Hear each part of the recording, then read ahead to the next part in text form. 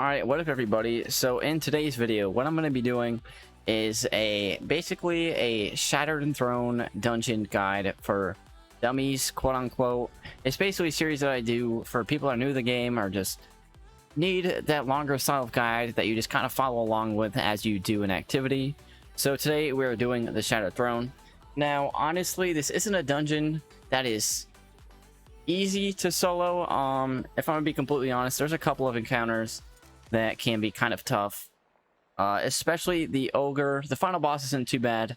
I say it's the Ogre Room with the 4 wizards that I'll show you as we go on. That's probably the hardest part of this whole dungeon in my opinion, but if you have some buddies, definitely tag along with them. This is also a dungeon you can do Wish Ender in, so if you are watching this video on how to do this dungeon, well, welcome. I also do Wish Ender help and Shattered Throne help all the time. So if you want to, come by the stream, I'll put the link in the description. We do help all the time, especially because crossplay is going to be out soon. So, yeah, I'll try to explain this in the best way possible. I'm going to do it live. Whole point is, like I said, is to follow around. So for this first encounter, basically what we're doing, there's going to be mini bosses across the map here, to the left, to the right. And there's going to be symbols that I'm going to put a map on the screen. That way you can see kind of what I'm talking about, but I'm going to show you how the symbol system works. That way it's simpler. Try to make it nice and easy. So as you can see, at each symbol there's going to be a yellow bar labyrinth. So to start off here, I'm going to try to kill him real quick. Lament works great for this first encounter with a shotgun. And I'll show you the mods. I'm going to try to put on... Yeah, we got global reach on for the War Mind cells. It helps a ton. So you see, we kill that labyrinth and a symbol will pop up. So we call that Infinite Snake. Now that symbol is going to be all the way to the left over here. Now the symbols, it's never in the same order. So if you're watching this video and the symbols don't match up in this specific order, that's normal. But Infinite Snake is right over here. I said use that map. It will definitely help you a ton in this dungeon.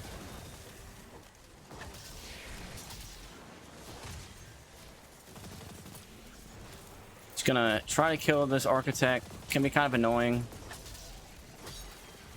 but it's whatever. It ain't too bad. It could be worse. Yeah, just to show you. So you see, we kill that labyrinth. Another symbol we have to go to. Now the symbol is here. You see how this is Infinite Snake? This will always be the Infinite Snake symbol. Like, it will never change. Same for all of them. They'll always be there. So that map will be accurate forever. So we're going to go to the dragon symbol. It's going to be right over here. War Mind cells are really helpful as my buddy gets rolled. I'm just going to dance on him real quick.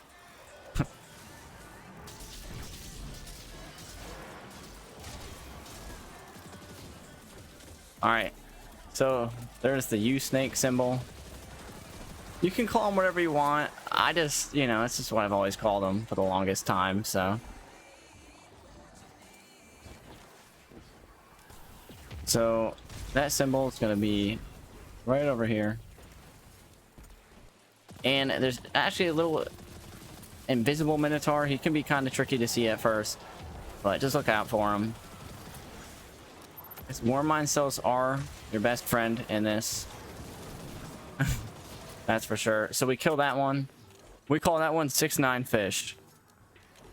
You can call it double fish or whatever. Because like you can see, you just got to get in the rhythm of, you kill the labyrinth, go to the next symbol. And what sucks, I will say, if you die at one of these symbols on accident, if you wipe completely, you have to start off from scratch on this encounter. Meaning you have to do every symbol again. I know, it is a pain. But I said doing this solo can be kind of tough. Because, you could die to stupid stuff like falling off the map. Or this dude will, launch you sometimes. So just little things you could die to, you gotta watch out for. So that one is going to be the bird symbol. Bird symbol's at the top of the map up there.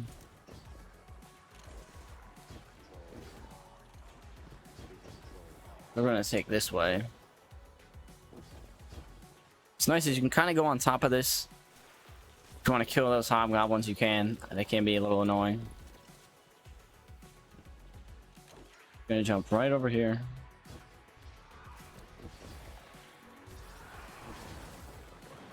And we have another labyrinth.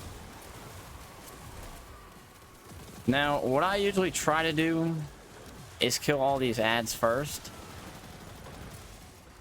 Because if you don't kill all the ads, before you know it, they will melt you really easily. That's what I've learned. And you'll learn that too. Alright, so the next symbol is going to be fish. Going to be right over here. But it might seem confusing, but once you do it the first time, like I said, you're getting that rhythm. Just knowing exactly where everything is. It even took me a couple runs to get this down 100%. I just couldn't remember the exact location of certain things. Like, I got confused that there was like 2 fish symbols. That confused me for the longest time. But, alright, so there it is. That symbol, when you see this symbol, that means you're done. So that symbol is going to be back where we started.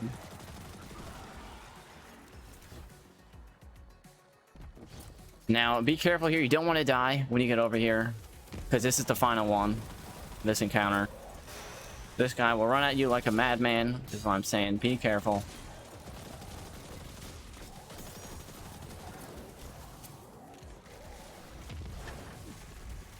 Why I like using Lament. Alright, so we kill him. Kill these ads around, and that is the first encounter done. See, not too bad. So for the next part, we're going to jump down here.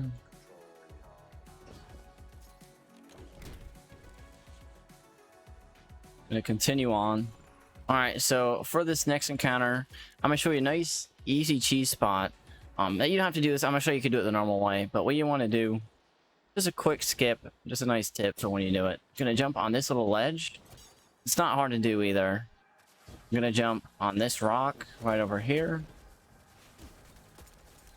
And what you can do, you can actually make it all the way to the end here. Go invisible so I can show you. So we got to kill that guy right here. He's always going to be right there at the beginning, which is nice. But for the sake of the video, I'm going to show you how to do it this way as well, without the little cheese spot. So to start off, we're just going to push through up these stairs. But yeah, definitely practice that spot. If you're watching this video and you're doing it right now, this dungeon, try that spot a couple times, because once you get the hang of it, it'll be a ton of fun. It's like the little things in the game that make a difference. But yeah, so our main focus right now is killing this guy right here. There it is. Once we kill him, that door will get opened up. Now, this hallway right here, if you've ever taken a walk of shame, picture a walk of shame, but in Destiny. You have all these hobgoblins, phalanxes, knights that will shoot fire at you. It could be a pain if you want to use a sniper rifle or like xenophage or something like that to pick them off. Feel free, but you really don't have to do it. People probably get scared. This room, you can usually just run right through to the end. I'm going to show you though. Just go this way. Just show you how fast you'll get rolled. So you see, look how quick your health goes down. So you gotta kind of be careful. Play the ledge. Try to kill the snipers if you can. And then what you want to do is you want to jump to the middle here. Jump for the phalanxes. See, this is why I say this is worse than a walk of shame. You see all these things shooting at us? That's why it's best if you want to snipe some things before. But as you can see, running through mid, they're kind of missing most of the time. I say most of the time, keyword. Most of the time. But yeah, for the sake of the video, I'm not going to sit there and kill everything. Just because it's really not that hard. As you saw, you can just run right through, even without invis. If you have like thunder crash, stuff like that, you can just thunder crash all the way through. But, just the little things. That's usually what I do if I'm on Warlock or Titan. I just super all the way through to the end. Then we got this room where we have ogres everywhere. Definitely kill these ogres because they will knock you off the ledge pretty easy. So I try to kill them the best I can. Also, don't touch those orbs. Those will kill you as well.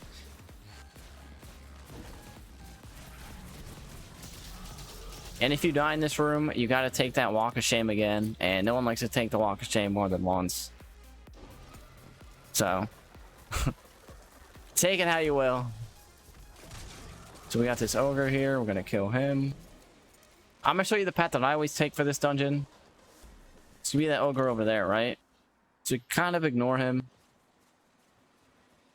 Gonna go right over here. Jump on this ledge. We don't miss it completely. Go right over here. 2 ogres are gonna spawn in. You really just gotta worry about this one. Batter up. Alright, so yeah, there's that. Really not that bad. You might struggle a little bit with that, but with time. I know on Warlock, that is probably the worst ever, because with the Warlock, when you lose your momentum going down, there's no way to get back up. So, yeah, that's going to be a little tough with the ogres there. If you're on Warlock, 100% kill all those ogres, because they will knock you off with like one shot, and there's no way to get back up. But really quickly, I'm going to show you where a nice hidden chest is. So we're going to jump down here. And there's going to be this chest waiting for us. It's just a nice way to get more loot. Going to go back to the portal, which brings us back to the top. Now, this Thrawl Room right here is a great place to farm exotic catalysts. I have farmed so many catalysts in this room. You can complete them in minutes. That's how good it is. So,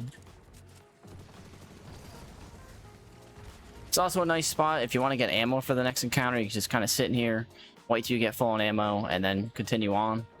Because the next part of this dungeon is the hardest part, in my opinion, of the whole thing. So, but overall, Shadow Throne is probably the easiest dungeon in the game. Pit of Heresy is not that bad either, but I think Pit might be a little bit tougher than this one. So there it is. We can finally jump and everything again. As you could see in that Thrawl Room, we can't use we can't double jump or anything like that. If you're on Warlock, you can Icarus dash, which is nice, but that's about it. Can't double jump or anything. So we're just gonna continue on. You got the Phalanx over there. It will try to knock you off the map. But instead, I'm gonna knock him off the map. That's my favorite finisher.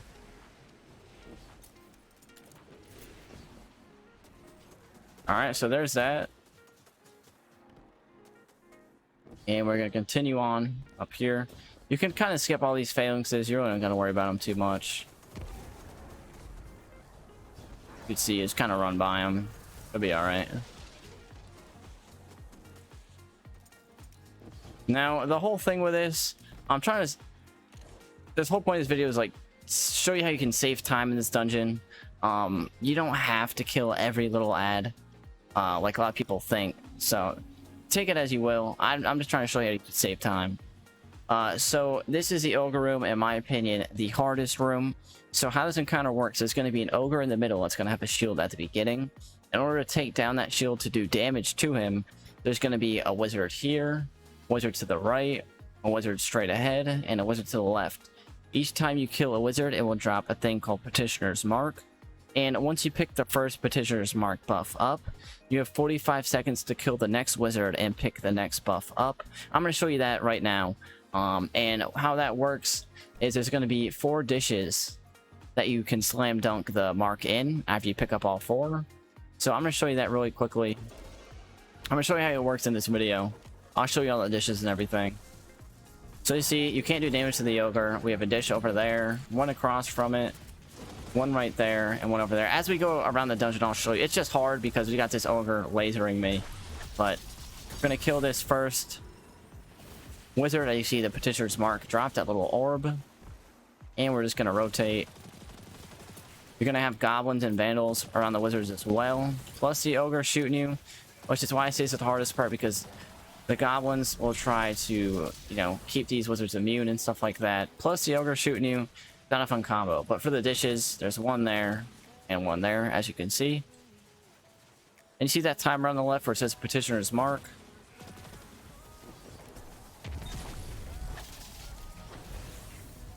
There it is. You get the third petitioner's mark. And for the next dishes, I'll show you right now. We have one there. And the last one is right there. You can deposit them in any. It really doesn't matter. But just know you can't deposit in the same dish more than once. Alright, so my buddy's dead. But damage phase is going to start. And once you deposit the dish, he's going to shoot these orbs out at you. That will kill you pretty easily. Those orbs right there. Make sure you shoot those, because they will kill you. A lot faster than you think. What you want to do, if you have like a bubble on Titan, Thunder Crash, Celestial Nighthawk, stuff like that will work. Just heavy hitting supers will do.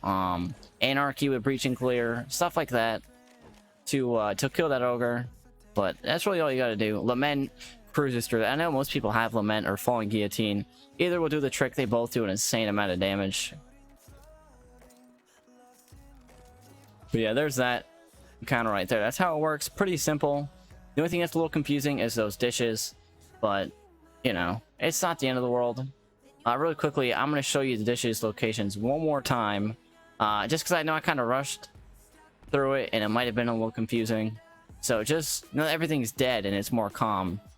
I'm going to show you. So the first wizard will spawn there. Second wizard will spawn there. We have one dish. Second dish. Third wizard will spawn there. Third dish right here. The fourth wizard will spawn right there, and the fourth dish is right here. Nice and simple. It's just a shit show when all those ads are there and the ogre, so I can show you it now.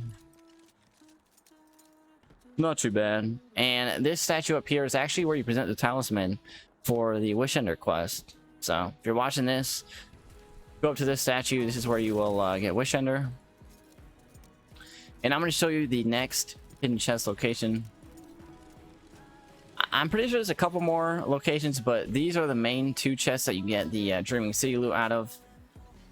However, I could be wrong about those. I'm not 110% sure. But I've been doing this dungeon for ages. I usually just go for these two. So we're gonna jump down right here. And now for this encounter, don't worry about killing these wizards. For a lot of this, you can skip most of the ads. I can't stress it enough. You can skip a lot of ads. Like, you don't want to waste your time all day just doing one dungeon. Just for some Dreaming City loot, so. We're gonna pop our Tincture of Queen's Foil right here, which will actually unlock a secret path. And at the end of the path will be another chest. And what will we get? We got a Sleepless. Is it a good roll? Tracking module, unrelenting. No, not really. I was gonna fall off the map. Alright, so for this next encounter, it's basically like a push forward type thing. You kind of just keep going up and running past enemies. But you see all these wizards? We don't care about them. You just go right by them. They're not gonna kill you fast enough. At least they shouldn't. I mean, there could be 1 out of every 100 runs where you might die, but you'll be fine. And as you can see right here, if you don't want to run past all these, feel free. Gonna get a War Mind cell, which will clear a lot of the ads. But as you can see, you could really just run past most of them and go up the teleporter. Just one thing you will learn by the end of this video: you can run past a lot of these ads, no problem.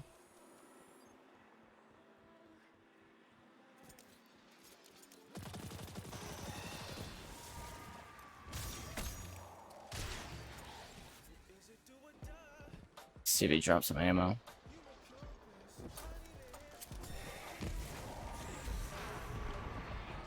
Can kill him. Try not to worry about those, because this room, there's not too many ads in this room, right? You just have them over there. Just run to the next lift. Alright, now, right here, is where it starts to get a little interesting, because if you fall here, you're gonna fall all the way down, which we don't want. So gonna kind of run, kill the captain. As you can see, he's even running past him, no problem. We're gonna keep continuing on. Another Thrawl Room, but in this one you can double jump and stuff like that, which is helpful. It's not like the last one.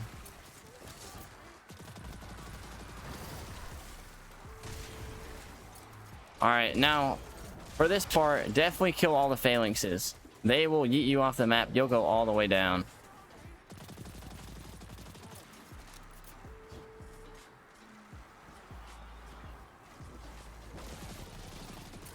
So we always try to kill the phalanxes. Now this is basically just a ledge that you're gonna run across. You're gonna have some hobgoblins shooting at you, as well as these things on the walls that will try to launch you off the map.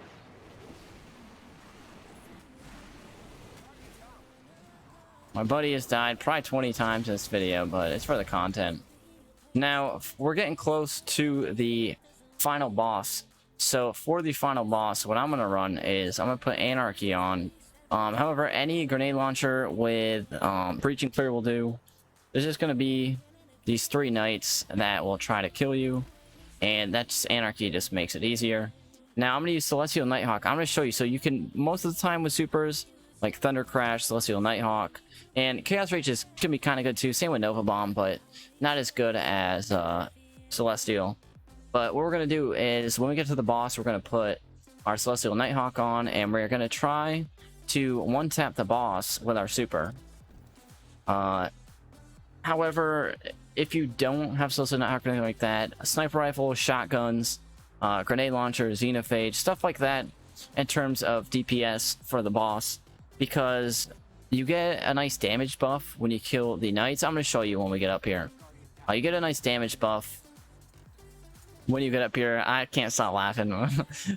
Michelle is dying so many times. But yeah, like I was saying, try to have some fun with this boss. Try to one-tap it with a super, and let me know how it goes. I'm pretty sure you might be able to one-tap it with Nighthawk. I don't know if you can do it with Thunder Crash 100%. I think Thunder Crash, it doesn't always guarantee final blow. Alright, so for the final boss, how this is going to work is the 3 knights I was talking about, you want to kill around the same time to get the damage buff. It allows you to do the most damage. You want to kill one and pick that buff up that way and do damage. You can. I don't recommend it at all. Definitely not to play and the strategy to do it at all, but it's possible. I'm not going to say you can't do it, but I don't recommend it at all. Best way to do it is kill all 3 around the same time, pick the buffs up, do damage. I'm going to show you why with Golden Gun, how fun it can be. Stuff like Xenophage could be good if you're new, with like a sniper rifle, like Succession, Supremacy, Eye of Soul, things like that. Even the one from Vault of Glass could be okay if you want. Izanagi's Burden's really good. Stuff like that. Burden's really good for this, actually. Same with Anarchy. Anarchy's good too. You tag it, do damage with a sniper or a slug shotgun. But either way, you'll be able to do plenty of damage. I usually use Izanagi's Burden if I'm not using Golden Gun, because it does a ton of damage. But Thunder Crash is good for this too. Chaos Reach, Nova Bomb, stuff like that. So for this, we're going to kill the 3 knights, pick up the buff. The timer on the left, if that hits 0, which is the buff timer, you die. So what you want to do is go to that cauldron right there. It's going to be like shining purple. When you step in that cauldron, it removes the buff from you, so it will cleanse you, which is nice. Just watch out for the signs as well. There are a couple ads. But yeah, I'm going to show you how this works. Nice and easy. So what we're going to do is we're going to kill all 3 of these knights around the same time.